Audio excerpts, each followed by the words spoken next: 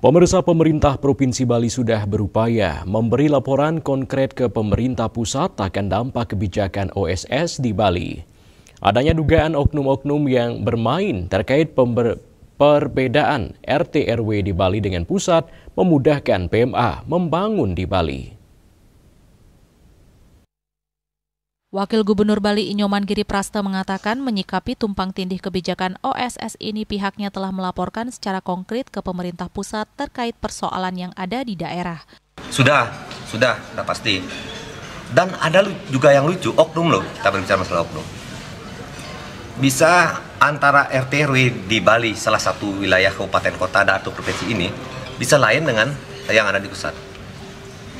Contoh, misalkan di Bali ini adalah lahan pertanian perkebunan berkelanjutan, di situ sudah berubah menjadi akumulasi.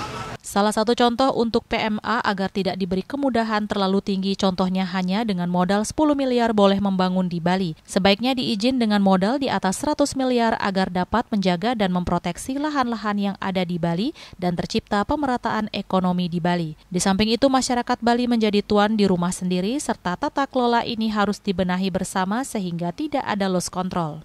Kita sudah memberikan laporan konkret ke pemerintah pusat berkaitan dengan persoalan-persoalan yang ada di daerah.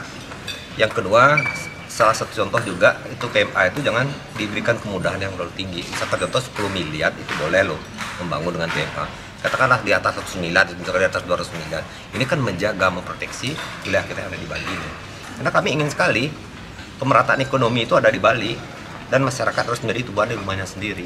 Nah, tata kelola ini harus kita benahi bersama, jangan sampai ada loss control. Rai Swantara, Bali TV.